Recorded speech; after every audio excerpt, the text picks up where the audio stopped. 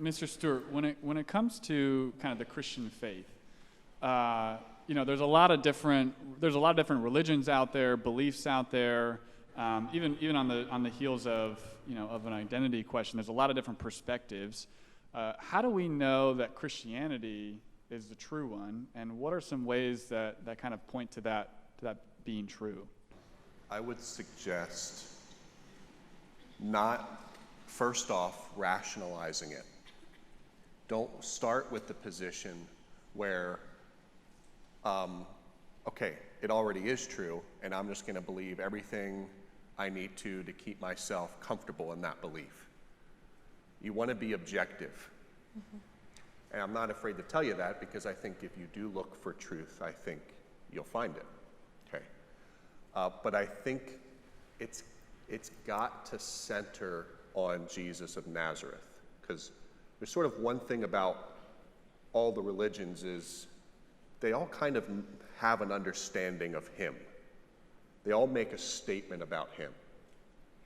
Now, all of those statements are different. So in Islam, he's not a resurrected king.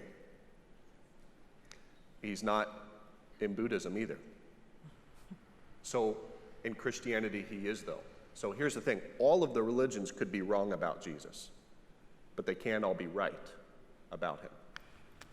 So I would just encourage someone to actually look into him and see if what Christianity says about him, which is resurrection, is true or not, and to do that in as objective of a way as possible, not rationalizing, but really being honest about the data or the lack thereof, and make a decision on that. That's actually how I came to believe, is just by doing that. I mean, I had a lot of help along the way.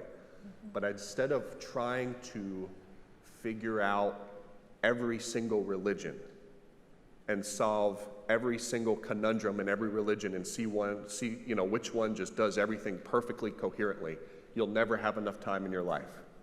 Okay, because I've tried. So go for the jugular. Go for the one thing that I think can help sort of make the differentiation the most when it comes to which are right and which are wrong. And to be honest with you too, that really would be the key to knowing whether or not Christianity is right or wrong. So if the resurrection never happened, really, go home. It's wrong. Because that is Christianity. That is it. That's everything. So if you're going to test it there. Like at its most, the real tense point. Does that make sense? Yeah. Oh, perfect.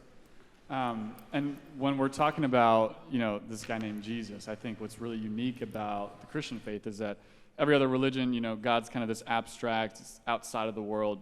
Christianity, God entered into the own mess of ourselves, into the mess of the world through Jesus, and that resurrection is that pinnacle moment of that.